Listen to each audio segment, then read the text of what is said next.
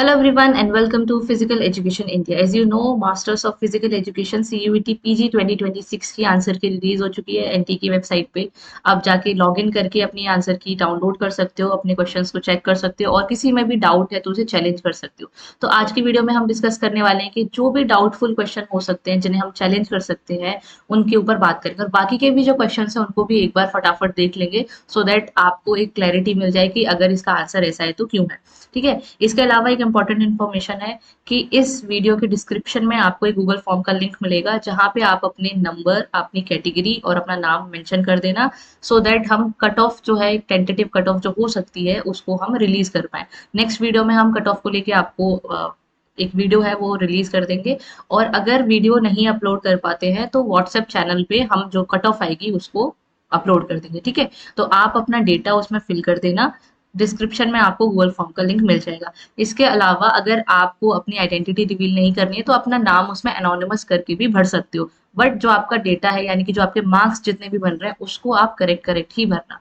ठीक है। तो बहुत जल्दी ही हम 1-2 दिन के अंदर ही जो टेंटेटिव जो भी हमारा गेस रहेगा वो रिजल्ट को हम अपलोड कर देंगे। ठीक है। तो सबसे पहले मैं आपको समझा देती हूँ कि किस तरीके से आपको लॉग इन करना है अगर अभी तक आपने नहीं किया है। नॉर्मली आपको गूगल पे जाना है, सीयूईटी पीजी आंसर की 2026 जैसे ही आप टाइप करोगे तो पहली ही लिंक को आपको यहाँ पे टैप करना है। इसको टैप करने के बाद में आप आ जाओगे इस इंटरफेस पे। यहाँ पे आपको आंसर की चैलेंज फॉर सीयूईटी पीजी 2026 जो रेड कलर में दिख रहा है इसे क्लिक करना है। इसे क्लिक करने के बाद में आपके पास 3 ऑप्शन आएंगे। एक डाउनलोड कंफर्मेशन पेज, एक आएगा डाउनलोड क्वेश्चन पेपर और तीसरा आएगा व्यू आंसर की।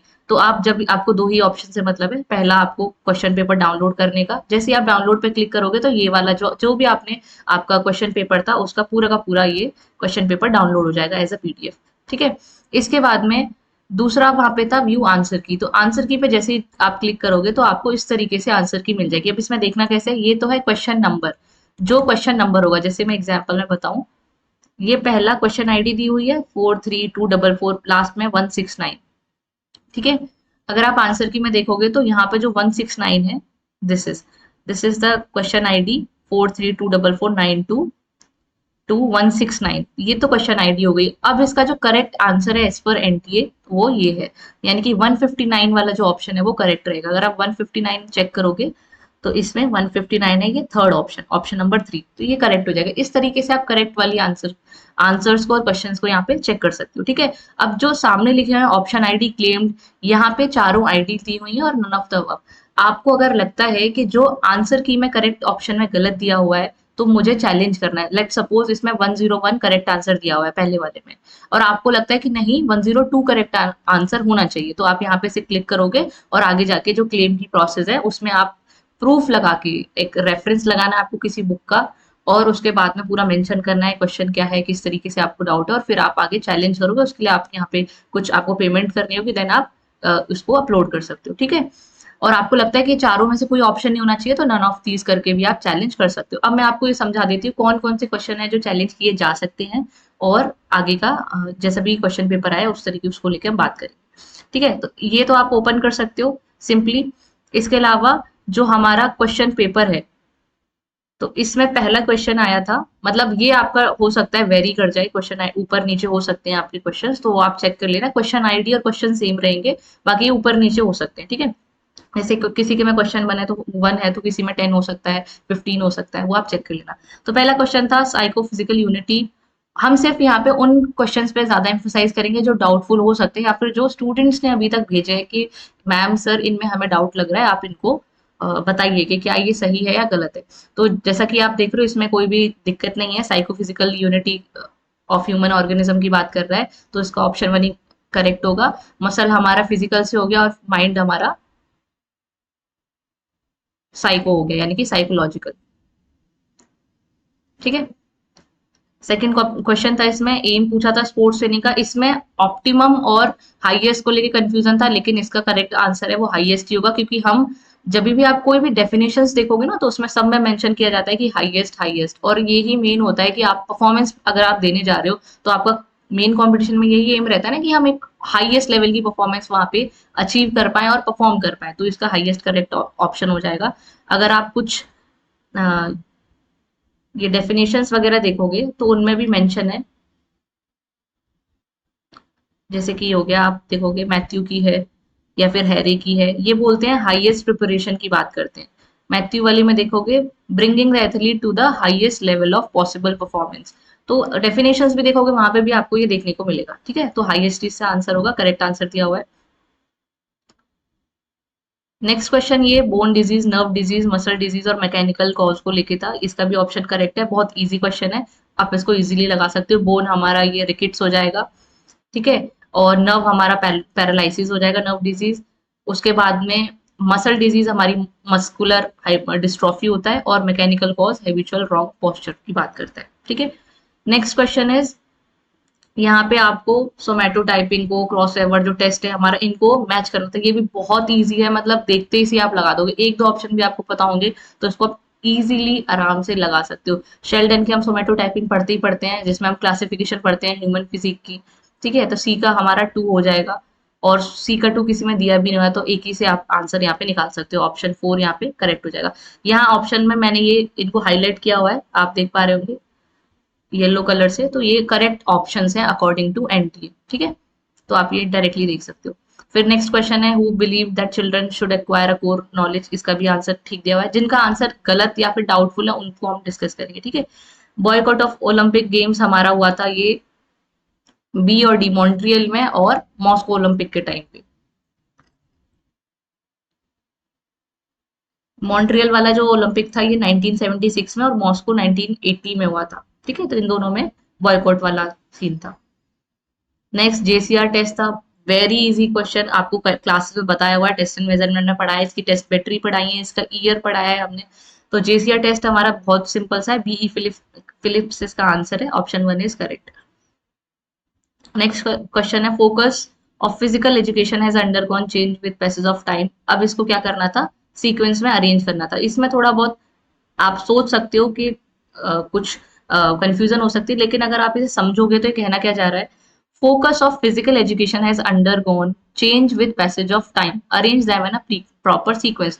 तो हमें इनको अरेंज करना है कि सबसे पहले बेसिक आप क्या करोगे, उसके बाद क्या होगा, उसके बाद क्या होगा, लास्ट में क्या ऑप्शन आएगा। तो अगर आप इनमें अच्छे से देखोगे तो सबसे पहले हम बात करते हैं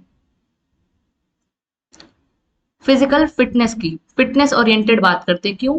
क्योंकि अगर आपकी फिटनेस देखो, अगर आप नॉर्मली किसी भी इंस्टीट्यूट में जाते हो, अभी आप मास्टर्स की स्टूडेंट हो तो बैचलर्स आपने कर रखी है, और साथ ही में आपने मास्टर्स भी आपकी कंप्लीट हो गई, मास्टर्स के लिए आपने फॉर्म दिया, तो बैचलर्स में आप क्या करते हो, कंडीशनिंग करते हो। स्ट्रेंथनिंग एंड कंडीशनिंग हम इनिशियली करते हैं फिटनेस को इंप्रूव करने के लिए, जो हमारे बेसिक कंपोनेंट्स हैं उन पे हम काम करते हैं। तो सबसे पहले हम फिटनेस पे ध्यान देते हैं।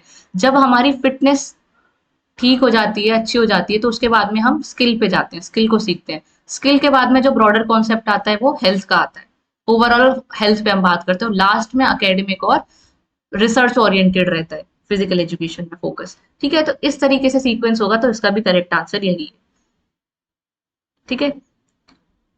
फिर नेक्स्ट क्वेश्चन था कि कौन सा फूड है जो हीट प्रोड्यूस नहीं करता है। तो ऑब्वियस है, विटामिन और वाटर नहीं करते हैं, कार्बोहाइड्रेट और लिपिड जो है वो एनर्जी प्रोड्यूस करते ही करते हैं। तो इसमें भी हीट का यहाँ पे जो हीट प्रोड्यूस वाली चीज है कार्ब्स और लिपिड में आएगी। Next is arrange the following steps. कोई भी इवेंट अगर आपको ऑर्गेनाइज करना है स्पोर्ट्स में, तो उसका कौन क्या रहेगा, एक सीक्वेंस क्या रहेगा, ये भी इसका आंसर करेक्ट दिया हुआ है। मैंने चेक कर लिया है, मैंने सारे क्वेश्चंस को अच्छे से चेक कर लिया है, उसके बाद ही मैं आपको बता रही हूँ कि इसमें आपको दिमाग लगाने की या सोचने की जरूरत नहीं है, वो करेक्ट है, ठीक है। जिसमें सोचने का होगा या डाउटफुल लगेगा तो मैं आपको उसको मैं बता दूंगी, ठीक है। फिर इसके बाद है प्रोफेसर ऑफ, ये वीसी हमारे पूछे थे एलएनआईपी के, तो ये मैंने आपको जब मैं क्लासेस में पढ़ा रही थी तो मैंने पीडीएफ पे ऐसे लिख के भी आपको बताया था कि प्रोफेसर कल्पना शर्मा, और बताया भी था कि अभी चेंज हुई है, परमानेंट वीसी हुई है अभी अभी हाल फिलहाल में, और इससे पहले ऑफिशिएटिंग चल रहे थे, और उससे पहले दोरैया सर थे। तो ये मैंने आपको पीडीएफ में भी लिख के बताया था क्लासेस में, तो ये बिल्कुल आपका करेक्ट होना चाहिए, इसमें गलती की गुंजाइश ही नहीं होनी चाहिए। इसके अलावा फिर हमारा नेक्स्ट है रीजन असर्शन का। कार्ब्स और फैट जो है मेटाबॉलिज होते हैं, और उसके बाद में एनर्जी लिबरेट होती है, सही बात है।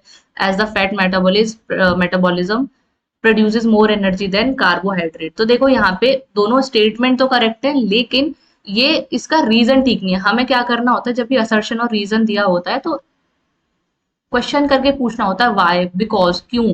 व्हेन अगर आप इसे एक स्टेटमेंट में पढ़ोगे, when the carbohydrate and fats are metabolised the energy is liberated because as the fat metabolism produces more energy than carbohydrate. तो आपको क्या ठीक लग रहा है, एक वो क्या सेंटेंस और वो जो सेंस है क्वेश्चन का, वो क्या ठीक लग रहा है, इसका रीजन करेक्ट लग रहा है? स्टेटमेंट हालांकि ठीक है, लेकिन क्या रीजन ठीक है, एक्सप्लेनेशन सही दिया हुआ है? नहीं। तो इसीलिए इसका ऑप्शन 2 हो जाएगा। नेक्स्ट क्वेश्चन है, इसमें भी स्टेप लगाने के लिए आए थे, ये भी एकदम करेक्ट था। इसका ऑप्शन 1 ठीक है, ABCD में लगेंगे। सबसे पहले आप मीन्स और वेज फाइंड करोगे मोटर लर्निंग के, फिर बेस्ट प्रोसीजर क्या होगा उसे चुनोगे, और उसके बाद में एक्सप्लोर करोगे कि वे और मीन्स इस इम्प्लीमेंट करने के लिए टेक्निक ट्रेनिंग में क्या होनी चाहिए, और लास्ट में आप स्टडी करोगे मोटर कोऑर्डिनेशन का। देखो, मैंने पूरा का पूरा पेपर एनालाइज किया है, मैं आपको बता देती हूँ। अगर कोई भी बच्चा, एक बच्चा भी ये बोल रहा है ना कि पेपर का लेवल डिफिकल्ट है, तो मैं आपको 100% बोल सकती हूँ कि उसने बिल्कुल भी पढ़ाई नहीं करी है, बिल्कुल वो पढ़ के नहीं गया है। क्योंकि जो पेपर आया है ना, बिल्कुल भी डिफिकल्ट लेवल का नहीं, ये है इजी टू मॉडरेट के बीच का, बीच में वो भी, ठीक है। मॉडरेट भी नहीं है, बीच में है। सिर्फ इसमें 3-4 क्वेश्चन आपको, सिर्फ और सिर्फ 3-4 क्वेश्चन ऐसे मिलेंगे जो है तो रिलेटेड, बस थोड़ा सा हम सोच नहीं सकते कि ये भी पूछ सकता है, ऐसे आए है सब कुछ रिलेटेड, कुछ भी आउट ऑफ द बॉक्स नहीं आया है, कुछ भी एकदम बाहर से नहीं आया है, सब कुछ सिलेबस के अंदर से ही आया है। बस थोड़े बहुत उसके कॉन्टेक्स्ट से अलग हट के पूछ लिया, और कंटेंट से बाहर जाके थोड़ा सा टच करके पूछ लिया है, उससे रिलेटेड ही। तो 3-4 क्वेश्चन ही मिलेंगे, और ऑब्वियस है जब आप पेपर बनाएंगे एनटीए वाले, तो ये थोड़ी ना है कि आपको 75 एकदम आपको आ ही जाएंगे, सब ठीक ही करेंगे वो। 2-4 क्वेश्चन तो वैसे डालते हैं जिसमें आप अटको, तो वो ही 3-4 क्वेश्चन में से एक क्वेश्चन ये है, AAHPERD softball skill test. ठीक है। हम लोग बैडमिंटन का पढ़ के जाते हैं, फुटबॉल का पढ़ के जाते हैं, हॉकी का पढ़ते हैं, बास्केटबॉल का पढ़ते हैं, वॉलीबॉल का पढ़ते हैं आफर। ठीक है, लेकिन सॉफ्ट बॉल का नहीं सोचते कि ये पूछ सकता है। इन्होंने आफर सॉफ्ट बॉल का पूछ लिया कि किसने ये डेवलप किया है। ठीक है। आंसर इसका हालांकि रबाटा रिकली है, लेकिन ये हमने सोचा नहीं था, बट आंसर ये इसका ठीक है। तो ऐसे बस सिर्फ 2 या 3 या 4 मैक्सिमम क्वेश्चन आपको मिल सकते हैं जो हम नहीं सोच पाएंगे कि ये हो सकता है। लेकिन बाकी का पेपर का लेवल बहुत ईजी है, सारे क्वेश्चंस बहुत एकदम टू द पॉइंट पूछे हैं आपसे, आफर की फुल फॉर्म पूछी गई है। इतना बेसिक, इससे भी ज्यादा कुछ बेसिक हो सकता है कि नहीं? ठीक है। विच of the following law of learning is based on emotional reaction with motive? कौन सा है इसमें? सेकंड आता है, लॉ ऑफ इफेक्ट है। ठीक है। ये आपके थॉर्नडाइक ने दिए थे लॉज ऑफ लर्निंग, जिसमें लॉ ऑफ इफेक्ट जो है इमोशनल रिएक्शन प्लस मोटिव पे बात करता है। अगला क्वेश्चन था, ये भी असर्शन रीजनिंग का, socialization takes place through participation in games and sports. सही बात है, because games and sports inculcate and develop social habit. तो दोनों ही बात एक दूसरे को सही बता रही हैं, फेवर कर रही हैं, तो इसका ऑप्शन 1 करेक्ट हो जाएगा। नेक्स्ट इज अरेंजिंग का आया, ये है डाउटफुल क्वेश्चन। इसमें है डाउट, क्यों? क्योंकि देखो, इंडियन ओलंपिक एसोसिएशन का हमने पढ़ा था 1927, स्कूल गेम्स फेडरेशन हमें SG5 पता है 1954 में आया, एशियन गेम्स हमें पता है 1951 में आया। इंटर यूनिवर्सिटी टूर्नामेंट का थोड़ा सा डाउटफुल है, क्योंकि अगर आप इंटर यूनिवर्सिटी बोर्ड देखोगे, जैसे कि यहाँ दिया हुआ है, इंटर यूनिवर्सिटी बोर्ड जो है 1925 में स्टैब्लिश हुआ था। लेकिन इंटर यूनिवर्सिटी टूर्नामेंट का मैंने चेक किया, तो इसका मुझे अभी तो कुछ नहीं मिला है। अगर मुझे इसका कोई भी क्लेम मिला, तो हम लोग अपनी साइड से, फिजिकल एजुकेशन इंडिया की साइड से इसको चैलेंज कर देंगे, इस क्वेश्चन को किसी स्टूडेंट की आईडी से। ठीक है। और आप लोग के साथ में भी शेयर करेंगे। अगर किसी को भी इसका कोई चैलेंज करने के लिए कुछ मिलता है, तो आप लोग मैसेज कर सकते हो 630733 645 पे व्हाट्सएप कर सकते हो। हम लोग इसको चैलेंज करेंगे, आपको बता देंगे कि वो इन्फॉर्मेशन करेक्ट है कि नहीं। लेकिन जो रेफरेंस है, it should be from any book, कोई भी ऑथेंटिक बुक होगी उससे होना चाहिए। आप गूगल का या चैट जीपीटी का लाके आंसर वहां नहीं सबमिट कर सकते हो। ठीक है। तो इंटर यूनिवर्सिटी टूर्नामेंट का अगर आप किसी को रेफरेंस मिलता है किसी बुक में, तो आप लोग इसे शेयर करना। ठीक है। इसके वैसे अगर देखा जाए तो बाकी का ठीक बताया हुआ है सीक्वेंस इन्होंने, पर इंटर यूनिवर्सिटी टूर्नामेंट वाले से इसका थोड़ा डाउटफुल है, इसीलिए इसका आप बताना। ठीक है। नेक्स्ट है हमारा, ये बैडमिंटन किसने जीता था विमेन प्लेयर सबसे पहले ओलंपिक में? ये तो साइना नेहवाल थी, इसका भी करेक्ट है option. Duration of mesocycle 3 to 6 week होता है, ये भी आपको पढ़ाया गया था। एज इट इज आपको देखो 3 to 6 वीक आपको क्लासेस में बताया गया है, पढ़ाया गया है। तो अगर आपने ढंग से पढ़ के गए होंगे तो बहुत बेसिक क्वेश्चन आया है, आपने इजीली कर लिया होंगे। ठीक है। यहाँ पे कैरेक्टरिस्टिक्स बताने, ऑल लर्निंग करके स्पोर्ट्स साइकोलॉजी में पढ़ाया था। इनिशियल स्पर्ट होता है, प्लेटी होता है, एंड स्पर्ट होता है, तीनों चीजें होती हैं। जहाँ स्टेगनेंट हो जाती है, इनिशियल स्पर्ट होता है जहाँ से स्टार्ट होती है, फिर लास्ट में एंड स्पर्ट होता है।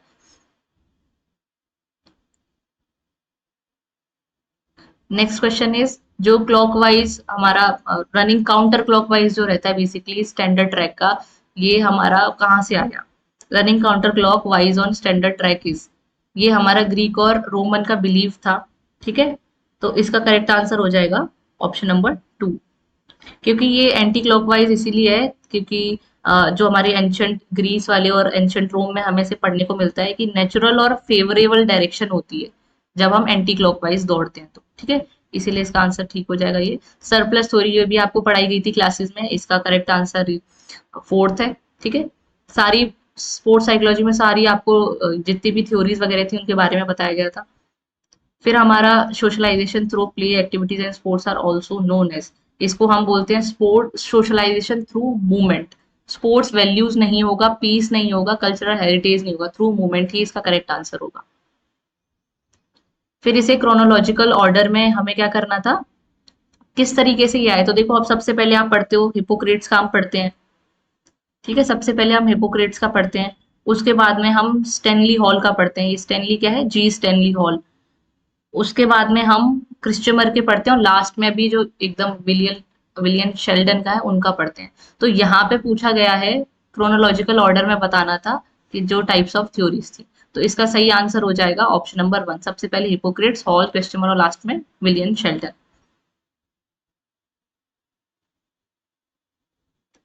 ये भी बहुत इजी क्वेश्चन है। क्रिटिकल थिंकिंग हम कहाँ पे करते हैं? फिलोसफिकल रिसर्च में करते हैं। कॉज एंड इफेक्ट का मैंने आपको रिसर्च में बताया था, सिंपल जहां भी कॉज एंड इफेक्ट दिखे आप एक्सपेरिमेंटल रिसर्च में बिना सोचे ही ऑप्शन लगा देना। अगर आपको एक दो भी इसमें से पता होंगे तो भी आप कर लेते। जैसे ए का 4 है, ए का 4 कहीं नहीं दिया हुआ है, सिर्फ इसी में दिया हुआ है, तो आप इसको आराम से कर लेते। कॉज एंड इफेक्ट आपको एक्सपेरिमेंटल बताया हुआ था सीधे सीधे।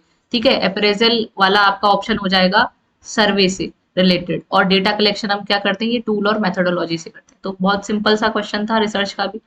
कोई भी रिसर्च का ऐसा क्वेश्चन नहीं आया है जो स्पोर्ट्स से नहीं का, किसी भी सब्जेक्ट है जिसमें बहुत ज्यादा दिमाग लगाना पड़े, सीधे सीधे आप कर सकते हो। इसमें आपको अरेंज करने थे factor which determine speed mainly. Speed हमारी किन फैक्टर से मेनली डिटरमाइन होती है उसको हमें अरेंज करना था। तो इसका सिंपल हो जाएगा, सबसे पहले मॉर्फोलॉजिकल स्ट्रक्चर होता है।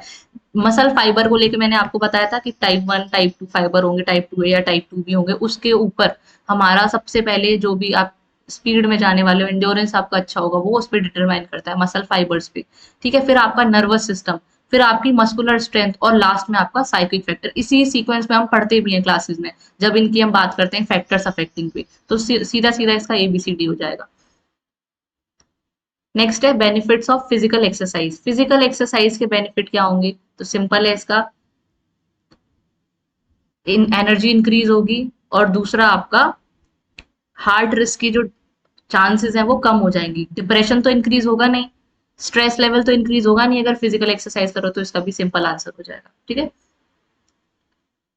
नेक्स्ट है कि एशियन गेम्स जो हेल्ड हुए थे इंडिया में कहाँ हुए? तो न्यू दिल्ली में हुए थे 1951 में। ये भी बहुत इजी सा, इतने सिंपल क्वेश्चंस आए ना, जिसने भी बोला था ना कि टफ आया है ये आया है, बिल्कुल भी नहीं है।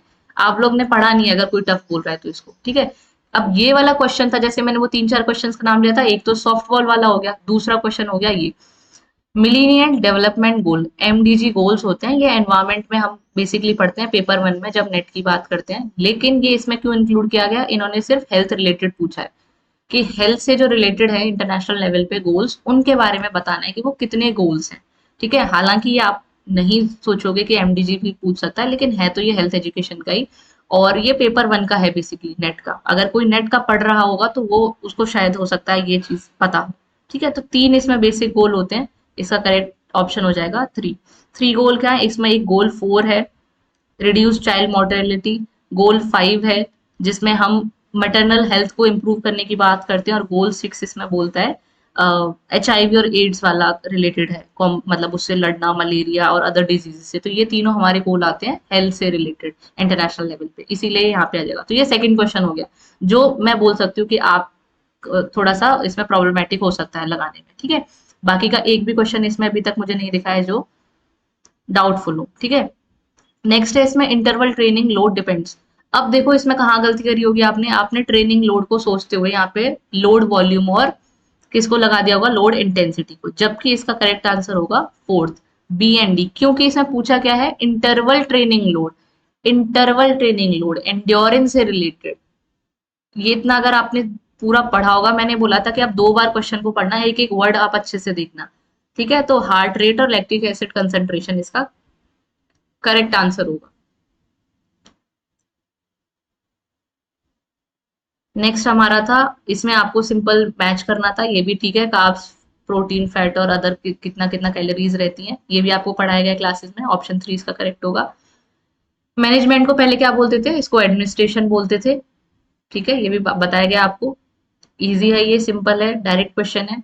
इसमें आपको हिस्टोरिकल डेवलपमेंट जो हुआ है, इंडस वैली सिविलाइजेशन अब पढ़ते हैं, मुगल पीरियड, ब्रिटिश पीरियड, उनको सिर्फ सीक्वेंस में लगाना था, तो ये भी बहुत बेसिक क्वेश्चन था आपका। सीधा सीधा सीक्वेंस में लग जाएगा, इसमें कुछ लगाना भी नहीं। सबसे पहले इंडस वैली सिविलाइजेशन, फिर historical age, early Hindu period, Mughal period और लास्ट में ब्रिटिश पीरियड था। ठीक है, इसमें भी कोई डाउट की बात नहीं है। अगला क्वेश्चन है वेरी सिंपल। विटामिन आपको याद कराए हैं, क्लासेस में भी बोला गया था आपको, ट्रिक्स भी हैं इसकी बताई गई हैं।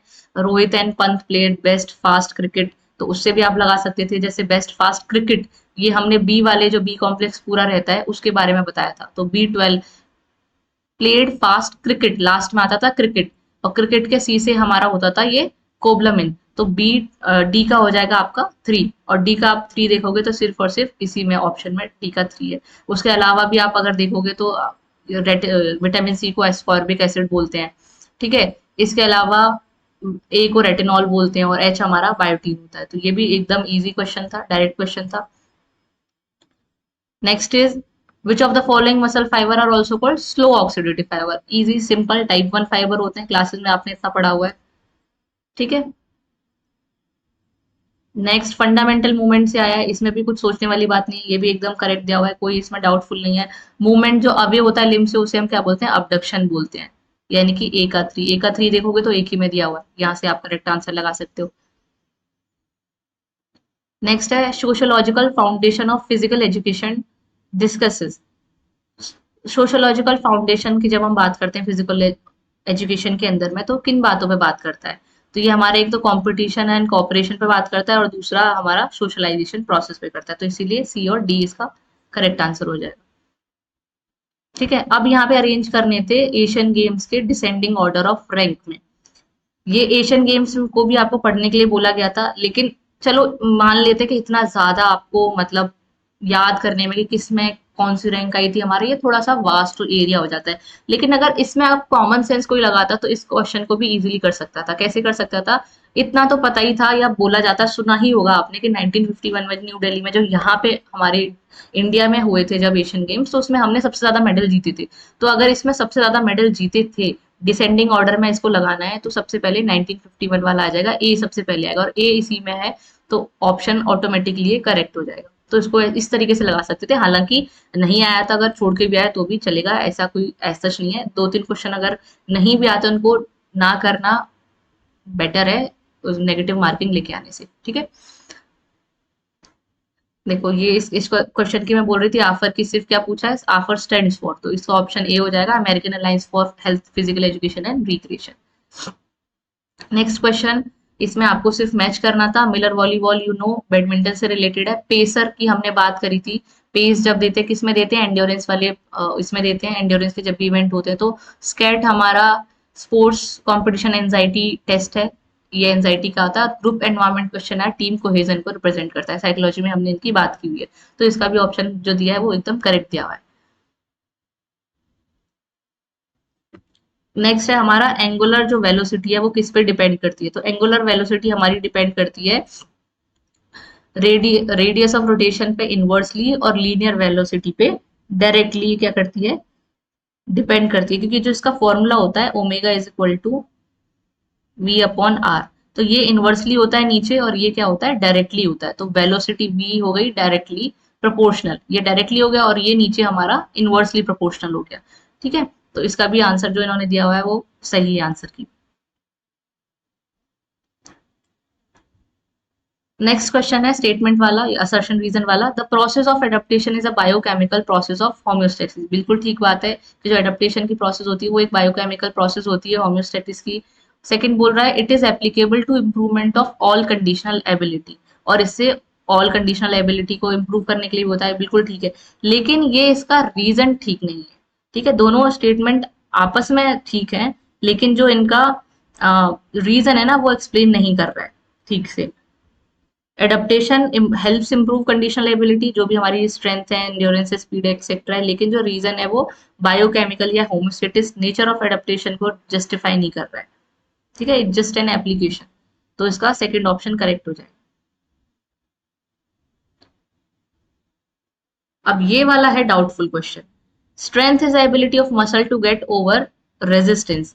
रेजिस्टेंस को ओवरकम करने की है, ये बिल्कुल ठीक बात है। और स्ट्रेंथ किस पे डिपेंड करती है? क्रॉस सेक्शन पे, मॉर्फोलॉजी पे, यानी कि मसल फाइबर टाइप पे और बॉडी के वेट पे। ये हमने पढ़ा था, क्लासेस में भी पढ़ा है।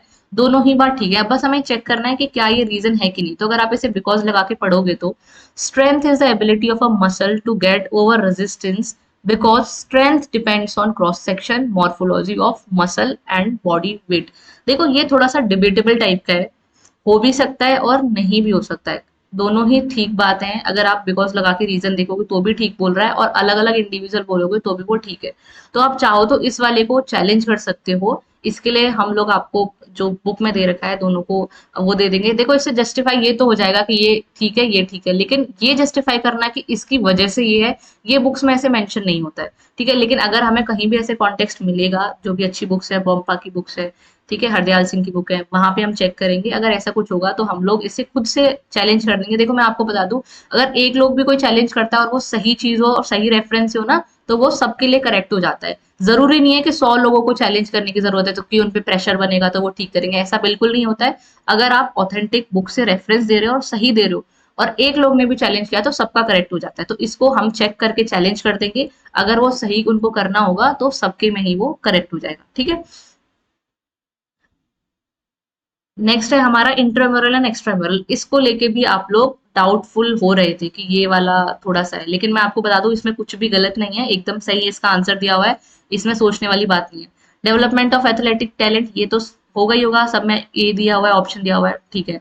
इंस्टीट्यूशनल प्रेस्टिज बिल्कुल नहीं होगा। एकेडमिक एक्सीलेंस बिल्कुल नहीं होगा। आप सोच रहे हो कि एथलेटिक फिजिकल फिटनेस और एजुकेशनल ऑब्जेक्टिव में से, जिसमें से हो सकता है आप लोगों ने सी लगाया होगा।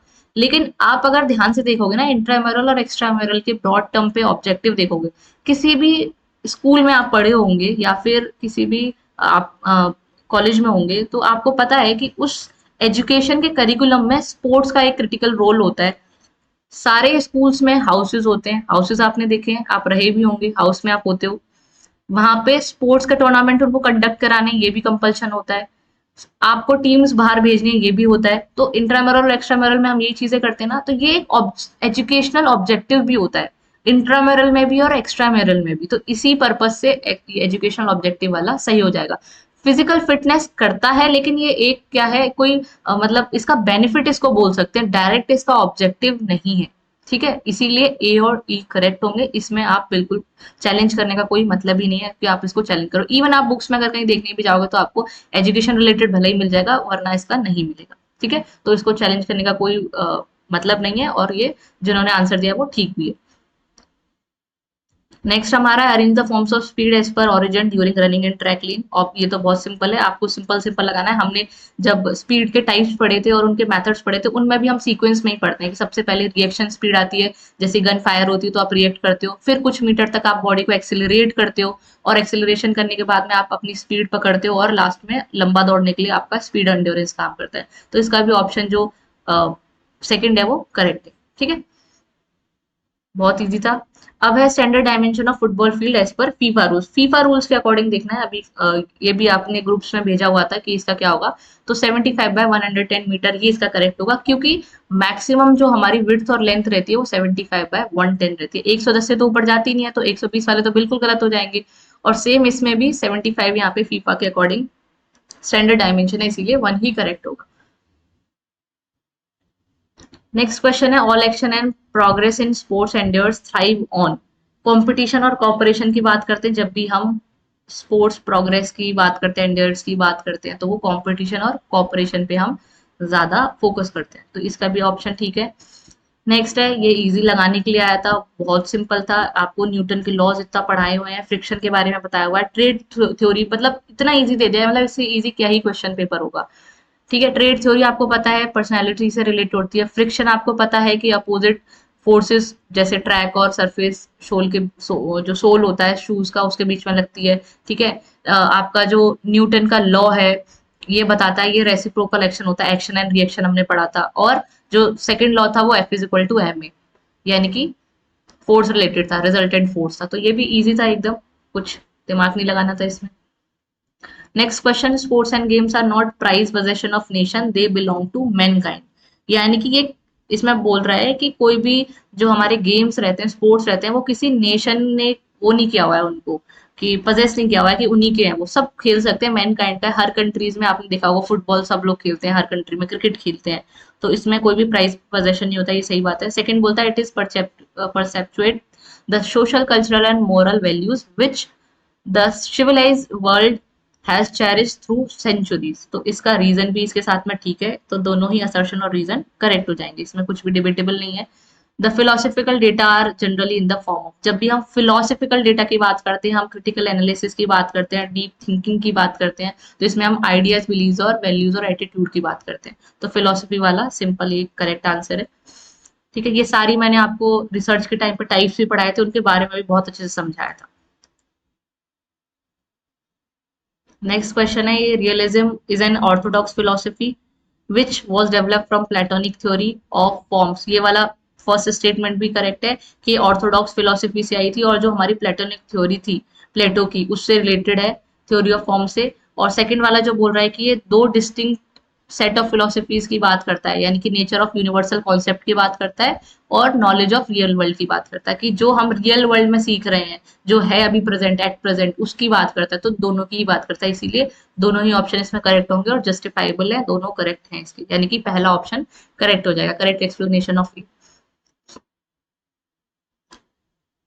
ये थर्ड क्वेश्चन आप बोल सकते हो, जो आपको मे बी आपने ना पढ़ा हो या कभी नहीं देखा हो, तो हु सेड, आंसर इसका भी करेक्ट है। बस मैं ये बता रही हूँ कि वो जो दो तीन चार क्वेश्चन होते हैं जो थोड़ा सा हमें लगता है कि नहीं हो सकते या फिर नहीं पढ़े होते हैं, उनमें से क्वेश्चन है। अदरवाइज इसका जो आंसर है, आंसर की में एकदम ठीक दिया हुआ है, ये मैंने चेक कर लिया। ठीक है। नेक्स्ट है हमारा, ये भी लगाने के लिए आया था, स्पोर्ट्स ट्रेनिंग से इतने क्वेश्चंस आए और इतने इजी क्वेश्चंस हैं। वेट ट्रेनिंग है, सिंपल है, स्ट्रेंथ रिलेटेड होता है, स्ट्रेंथ डेवलपमेंट है। फार्ट लेक है आपका, एंड्योरेंस रिलेटेड है। एक्सेलरेशन रन आपका स्पीड में होता है, और फंक्शनल कैपेसिटी और ये आपका एडेप्टिव में होता है। इसका भी आंसर एकदम सही है। एवेल्युएशन मेजर इज, एवेल्युएशन इसमें क्या मेजर करता है? efficiency of efforts, achievement of level of target, distance from goal, status of the subject। evaluation जब आप करते हो तो सब्जेक्ट का स्टेटस का ये भी बताता है, गोल से कितना दूर है ये भी एवेल्यूएशन में बताते हैं, अचीवमेंट लेवल ऑफ टारगेट कितना ये भी इसमें बताते हैं, और एफिशिएंसी ऑफ एफर्ट्स कितना था उसमें हम एवेल्यूएशन में ये भी बताते हैं। इसीलिए चारों इसमें करेक्ट हो जाएंगे, ये भी इसमें कोई भी चैलेंज वाली बात नहीं है। Next is a productive functional process of sports management does not include. हमने कंट्रोलिंग पढ़ा है, ऑर्गेनाइजिंग पढ़ा है, डायरेक्टिंग पढ़ा है, कोचिंग नहीं होता है, इसीलिए गलत हो जाएगा। Criteria of measure of standard test involve, इसको भी भेजा था, मैं पूछ रही हूँ इसको क्यों भेजा है आपने चैलेंज या फिर डाउटफुल में, मुझे ये समझ नहीं आ रहा। सिंपल है, क्राइटेरिया पूछा है स्टैंडर्ड टेस्ट के, तो रिलायबिलिटी, वैलिडिटी, ऑब्जेक्टिविटी, ये सब आप पढ़ते हो, तो रिलायबिलिटी एक तो ठीक हो गया, और दूसरा आपके नॉर्म्स हो गए। वेरिएबिलिटी तो यहाँ हम पढ़ते ही नहीं है, तो हम स्टैटिस्टिक्स में वेरिएशन पढ़ते हैं, तो ये यहाँ पे तो लगेगा ही नहीं। कॉम्प्लेक्सिटी ये भी हम नहीं पढ़ते हैं, दोनों ही गलत होंगे, तो ए और डी हो जाएगा सिंपल इसका आंसर, यानी कि 4। नेक्स्ट अगेन ये मैच करने के लिए है, very simple very easy question, इसमें सिंपल सिंपल आपको मैच करना, और इसका भी आंसर ठीक दिया हुआ है।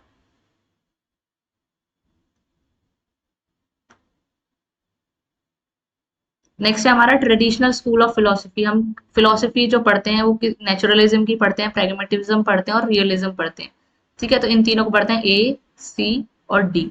ठीक है, तो करेक्ट आंसर इसका 3 हो जाएगा।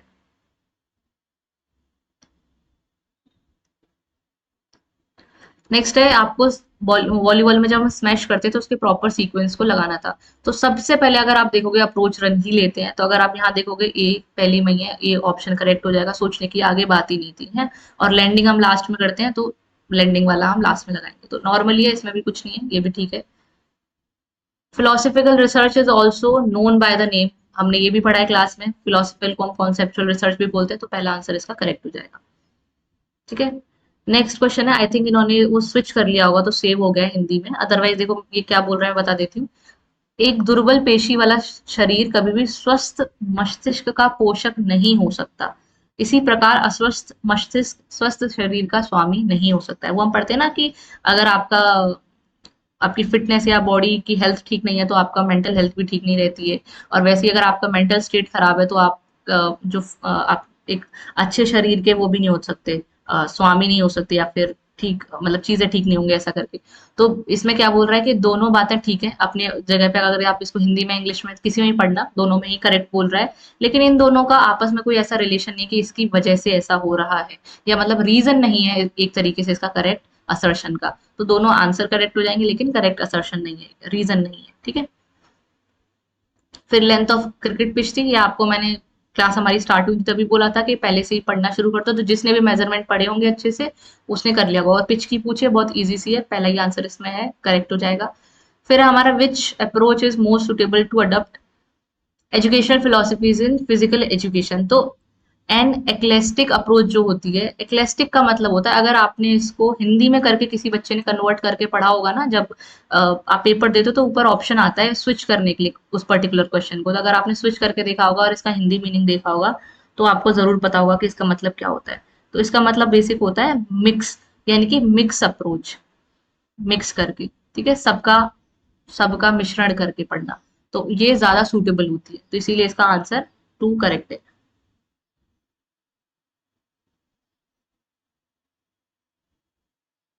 ठीक है, मिश्रित इसका मतलब होता है, मिश्रित mean selecting the best ideas from different philosophies, जो भी हमारी आइडियलिज्म है, नेचुरलिज्म है।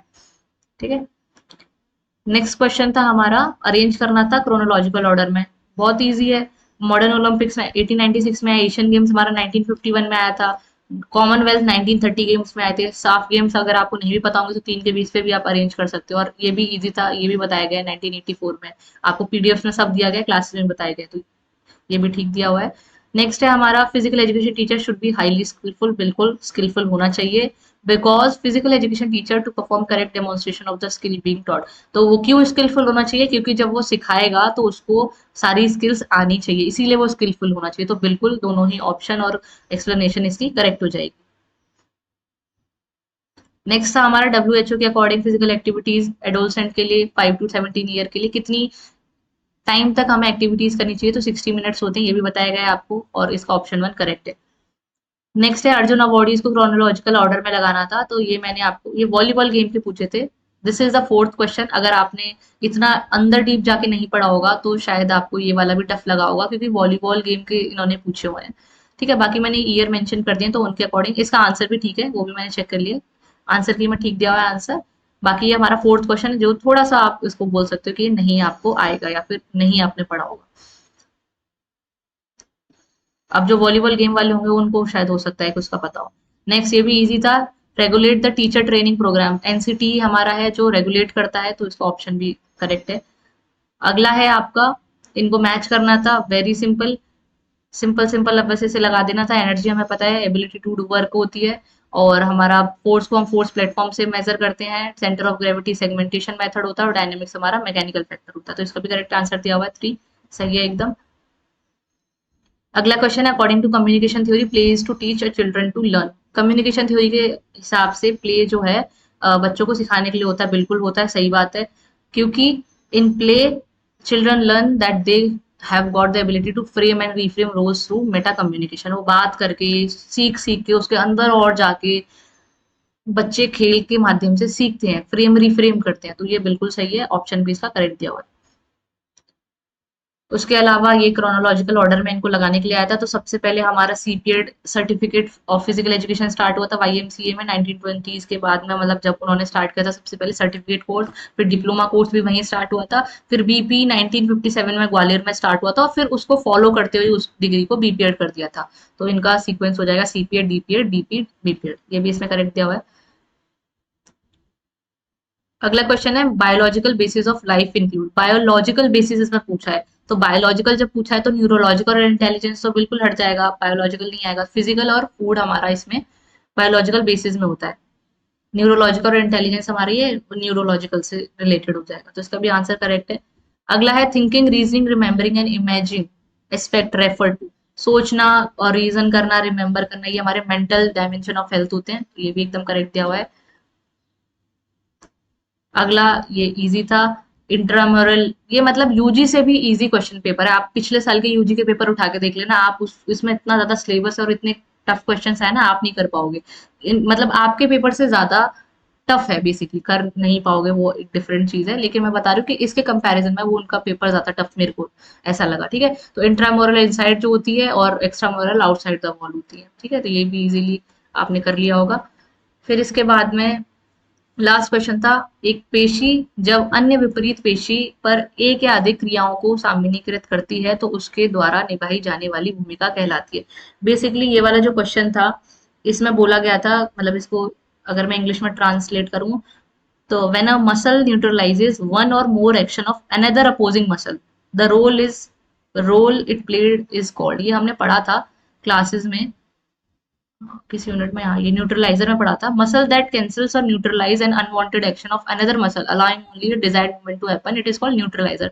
तो मुझे लगता है कि इसका आंसर न्यूट्रलाइजर होना चाहिए, बट इन्होंने सिनर्जिस्ट दिया हुआ है। और जबकि जो सिनर्जिस्ट का काम होता है, सिनर्जिस्ट हेल्प करती है मेन मसल को। तो ये वाला एक डाउटफुल क्वेश्चन और है। तो आई थिंक इसमें 2 या 3 क्वेश्चन थे जो डाउटफुल थे, जिनका इसका भी अगर मेरे को रेफरेंस मिलेगा तो मैं इसे चैलेंज कर दूंगी। अदरवाइज आपको कोई मिलता है किसी बुक में लिखा हुआ, हालांकि मैं भी देखूंगी, तो आप इसको शेयर करना। तो ओवरऑल हमने क्या देखा पूरे 75 क्वेश्चन में से, टोटल 4 क्वेश्चन ऐसे थे जो थोड़े उन्होंने डाले थे इधर उधर से बना के ताकि आप अटक जाओ, तो वो फेयर है बिल्कुल, इतने क्वेश्चन 4-5 होने भी चाहिए।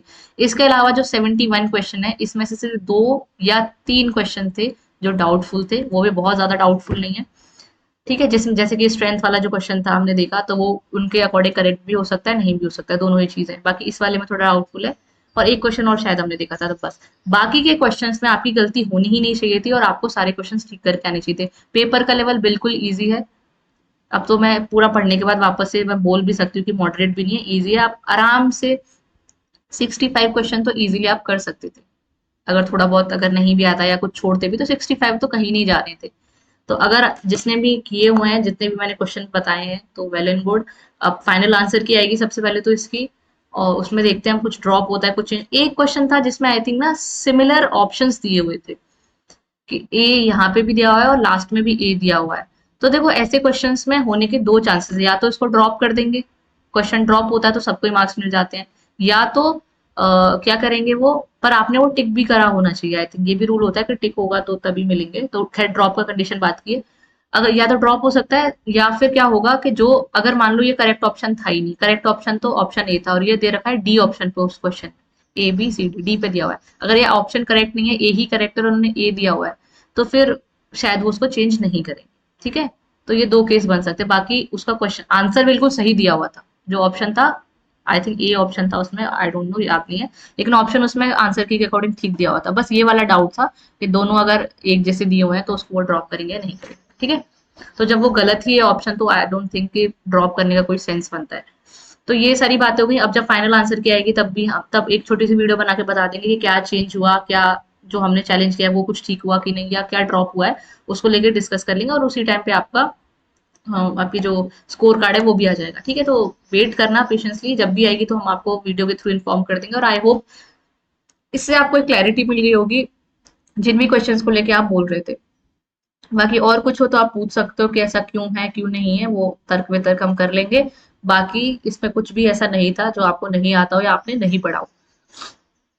तो आई होप सारी चीजें आपको क्लियर हो गई होंगी। बाकी आप अपना गूगल फॉर्म भर देना जो हमने नीचे डिस्क्रिप्शन में दिया हुआ है। व्हाट्सएप चैनल का जो लिंक है उसे ज्वाइन कर लेना, वो फ्री है सबके लिए। तो वहाँ पे जो भी अपडेट्स होती हैं हम सारे कोर्सेज रिलेटेड देते हैं। आगे की भी जो भी इन्फॉर्मेशन आएंगी फॉर्म रिलेटेड, जब एलएनआईपी का फॉर्म, बीएचयू का, ड्यू का फॉर्म निकलेगा, तो उनको लेके भी हम उसमें वीडियोस बनाएंगे, डालते हैं सारे लिंक्स वगैरह जो होते हैं। तो आप उसको ज्वाइन कर लेना। बाकी और कोई क्वेरी हो तो नंबर आपको पता है व्हाट्सएप पे, वहां हमें मैसेज कर सकते हो, डायरेक्टली बात कर सकते हो, ठीक है। और बाकी अननेसेसरली जो बिल्कुल कोई तुक ही नहीं है जिस क्वेश्चन में, वहां पे आप जबरदस्ती मत करना, ठीक है। एक बार आप कंफर्म कर लेना चीजें, उसके बाद ही जाना, ठीक है। बाकी हम अपनी साइड से चैलेंज करेंगे ही करेंगे क्वेश्चन, जो भी एक दो हमें डाउटफुल लगे उनके रेफरेंस मिलती है आपको, अगर रेफरेंस मिले तो उन दोनों क्वेश्चन के आप भेज दीजिए। तो आई होप ये वीडियो इफेक्टिव रही होगी, आपको समझ में आई होगी। इसके अलावा अगर कुछ और इन्फॉर्मेशन होगी तो वो भी हम जल्दी से जल्दी आप तक पहुंचा देंगे। So thank you so much everyone for watching. और जो भी कमेंट हो, जो भी डाउट हो तो आप नीचे कमेंट सेक्शन में भी लिख सकते हो।